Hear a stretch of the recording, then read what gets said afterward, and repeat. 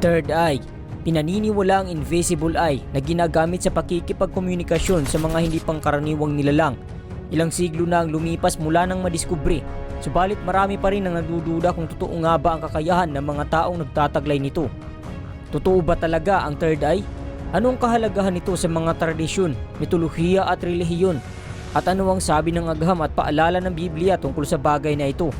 Manatiling nakatutok dahil may mga kakaibang kaalaman kang matutuklasan dito lamang sa Karunungan PH.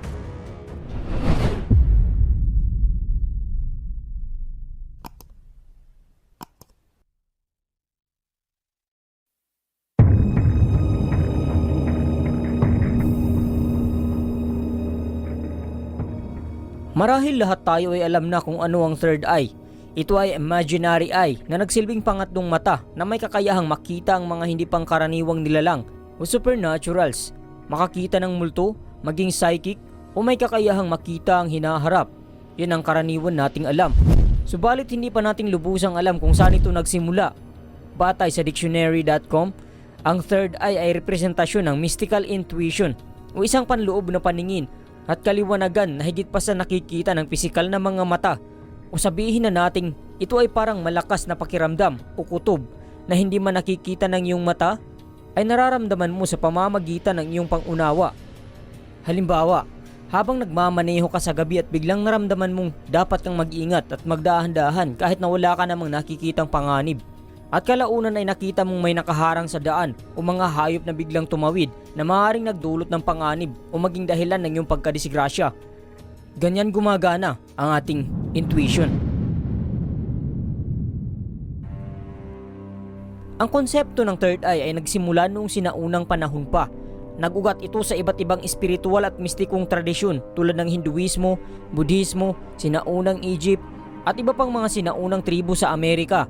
Iba-iba ang pananaw ng bawat kultura tungkol sa third eye. Marami sa atin ang iniisip na hindi ito totoo at may nagsasabi naman na iilan lamang sa mga tao ang may third eye.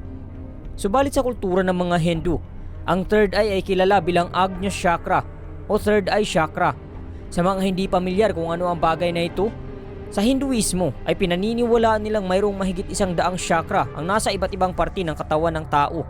Subalit 7 lamang sa mga ito ang mas tinatalakay. Iniuugnay ito bilang sentrong enerhiya at may malaking kahalagahan sa pisikal, mental at espiritual na aspeto ng buhay ng tao. Ang salitang chakra ay nagmula sa salitang Sanskrit, pangunahing wika sa bansang India na nangangahulugang gulong o disk na sumisimbolo sa umiikot na enerhiya sa loob ng katawan. Ito ay naitala sa Ingles noong unang bahagi ng 80s nang maglaon ang Russian occultist o ang taong naniniwala sa okultismo na si Helena Blavatsky, na isa rin sa mga nagtatag ng Theosophical Society, isang pandaigdigang organisasyon na itinatag noong 1875 sa New York City. Ayon kay Blavatsky, ang third eye ay non-physical capacity na responsable sa panloob na paningin na pinaniniwala ang taglay na ng ating mga ninuno mula pa noong unang panahon. Iniugnay niya ang third eye sa isang mahalagang parte ng ating utak, ang thalamus. Isa sa pinakamakapangyarihan at pinakamahalagang Diyos sa Hinduismo ay si Shiva. Siya ay madalas ilarawan na may third eye na kumakatawan sa kanyang karunungan at kaliwanagan, ngunit kumakatawan din ito sa kapangyarihan ng pagkawasak. Sa Sanskrit epic poem na Mahabharata, ginawang abo ni Shiva si Kama, ang Diyos ng pagnanasa, gamit ang kanyang third eye. Ang third eye ay ang pang-anim sa 7 pangunahing chakra sa katawan ng tao. Tinatawag nila ito bilang third eye chakra. Matatagpuan ito sa pagitan ng mga kilay sa gitna ng noo na sentro ng karunungan, imahinasyon, kamalayan at espiritual na pananaw. Pinaniniwalaan nilang lahat ng tao ay nagtataglay nito, subalit hindi lahat ay aktibo o may bukas na third eye.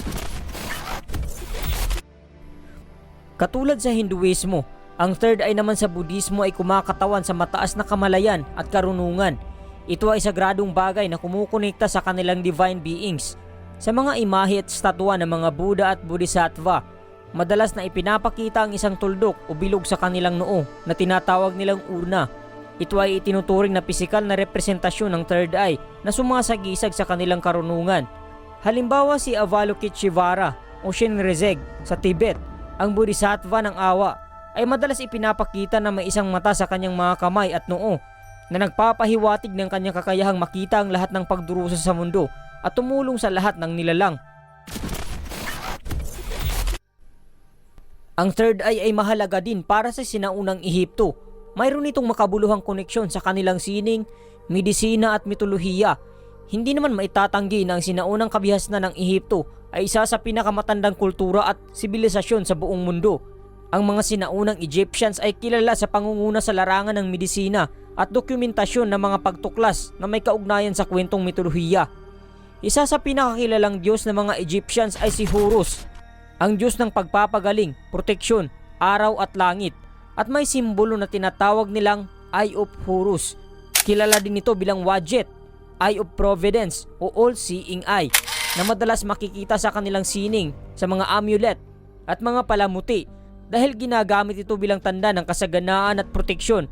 At bawat bahagi ng mata ay may iba't ibang simbolo na umuugnay sa katawan ng tao o ang six senses. May kwento kung paano nagsimula ang Eye of Horus sa Egyptian mythology.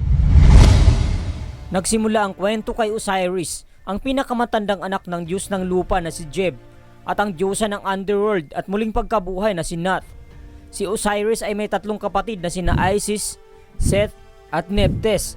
Naging asawa ni Osiris ang kanyang kapatid na babaeng si Isis, tulad sa nakaugalian ng mga royal families upang mapanatili ang trono sa kamay ng pamilya. Nagkaroon sila ng anak na lalaki at ito ay pinangalan ng Horus. Nagsimula ang gulo ng si Seth, ang kapatid ni Osiris, ay may binabalak na masama. Ito ay upang agawin ang trono mula sa kanyang kuya, na naging dahilan ng pagpaslang ni Seth sa kanyang kapatid. Pinagputol-putol niya ng 14 na piraso ang katawan nito at ipinadala sa buong kaharian ng Ehipto.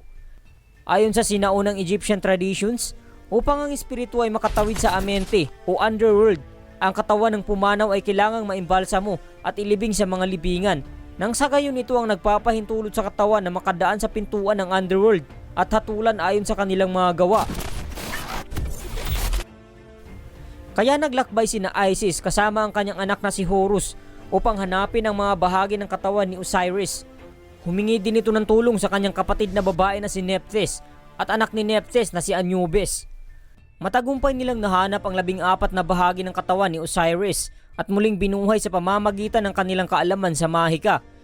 Bagamat muling nabuhay si Osiris, ay siya na ang naghari sa underworld, habang si Horus ay lumaking malakas at handang ipaghiganti ang kanyang ama. Hinamon niya si Seth para sa isang digmaan kung sino ang karapat-dapat na umangkin sa trono. Ang labanan sa pagitan ni Horus at Seth ay nagtagal ng mahabang panahon.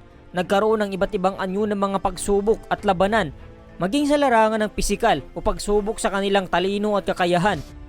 Ayon sa alamat ng Ehipsyano, tuluyang napaslang ni Horus si Seth sa labanan malapit sa Edfu. Ngunit napinsala ang kaliwang mata ni Horus sa pakikipaglaban kay Seth. Ang mata ay mahiwagang naibalik ni Hathor, ang diyosa ng musika, kaligayahan at pag-ibig. Ang panunumbalik na ito ay naging simbolo ng muling pagkabuo at pagpapagaling.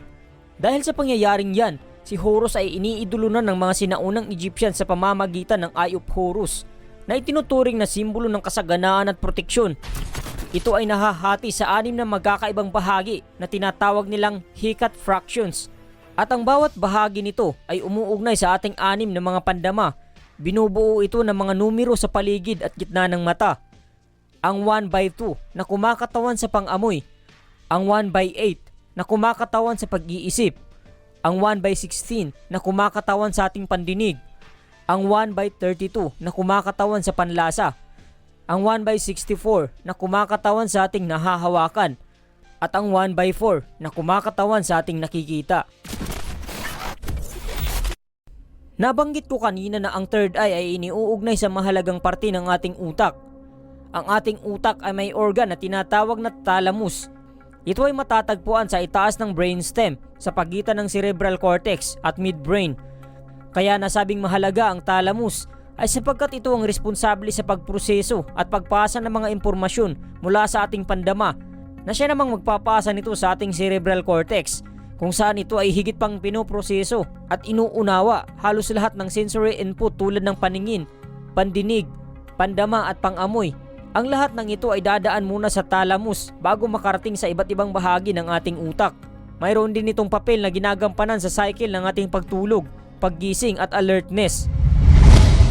Pero ang mas nakakagulat rito ay kung ilalapat natin ang simbolo na Eye of Horus sa parte na ito ng ating utak ay umaangkop sa mga anatomical structure at bawat isa sa mga numerong ito ay tumutugma sa tamang lokasyon ng organs kung saan espesyal na gumagana ang ating utak. Ang 1/2 na lokasyon ng ating olfactory trigon kung saan responsable sa ating pangamoy. Ang 1/8 na lokasyon ng ating corpus callosum kung saan responsable sa ating pag-iisip. Ang 1/16 na lokasyon ng Brodmann area na siyang sentro ng ating pandinig. Ang 1/32 na lokasyon ng ating taste pathway na responsable sa ating panlasa. Ang 1/64 na lokasyon ng ating somatosensory pathway na responsable sa ating mga nahahawakan. At ang 1/4 na lokasyon ng ating masa intermedia na responsable sa ating paningin.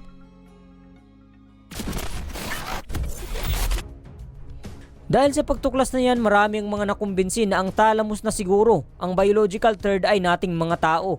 Mas mataas din ang level ng ating consciousness kung ikukumpara sa mga hayop.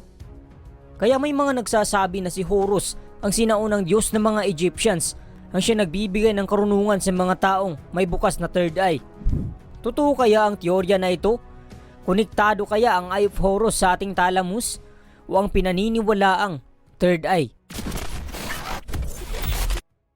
Ngunit sa kabila ng mga paliwanag na yan, marami pa rin ang nagsasabing sapat na ba ito upang makakita ng kung ano-anong engkanto, makabasa ng isip, o makita ang hinaharap.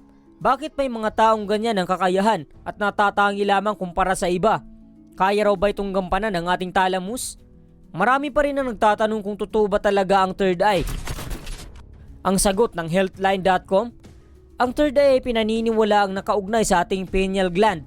Ito ay isang maliit na glandula sa gitnang bahagi ng ating utak na naglalabas ng melatonin hormone na may mahalagang papel para sa ating pagtulog at paggising. Ngunit sinasabi ditong walang siyentipikong ebidensya na magpapatunay hinggil sa pagkakaroon ng third eye. Pero dahil may mga nagsasabi na ito ay kaugnay raw sa ating pineal gland, ang mga kasanayan tulad ng meditation, sun gazing, yoga at iba pang kasanayan ay makakatulong na mabuksan ang ating third eye. Ibig sabihin, kung ang ating third eye ay ang ating intuition, nakadepende ito kung nasa tamang kondisyon ng ating utak upang mabuksan ang ating third eye. Ngunit sinabi pa rin ng healthline.com na walang anumang pagsasaliksik upang suportahan ang pahayag na yan.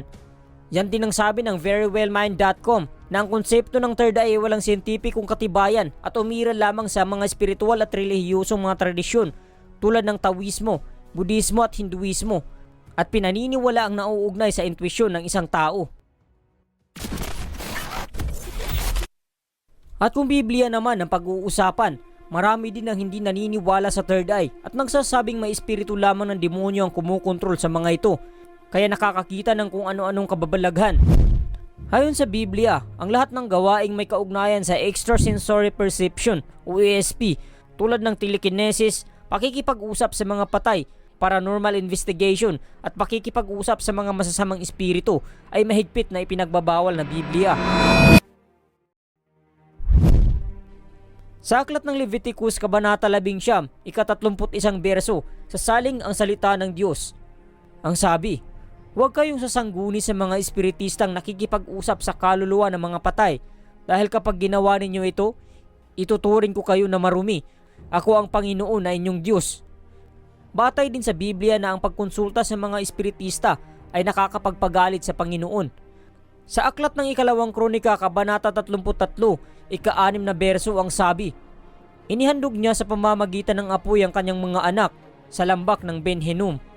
Ginawa rin niya ang mga ginagawa ng mga manghuhula at mangkukulam at nagtatanong siya sa mga espiritista na nakikipag-usap sa kaluluwa ng mga patay. Napakasama ng ginawa niya at nakapagpagalit ito sa Panginoon.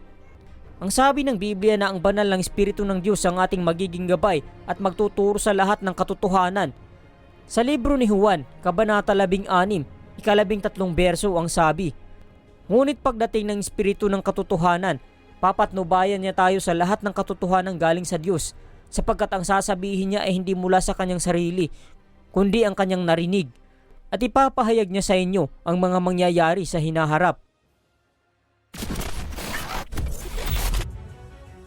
Mahirap sagutin ang katanungang totoo ba o hindi ang third eye, sapagkat may mga taong kahit na walang nakikitang ebidensya ay naniniwala talaga Kabaligtaran din sa mga taong kahit latagan ng 1,000,000 pruweba ay hindi pa rin maniniwala.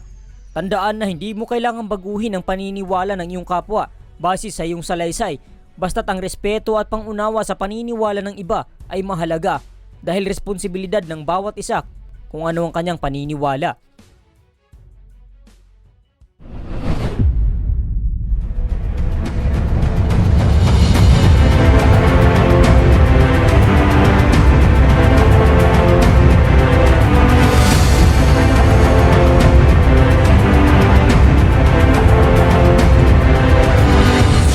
Kung nagustuhan mong video na ito ay huwag mo namang kalimutang mag-iwan ng like at subscribe at i-share mo na rin upang mas marami pang makakapanood.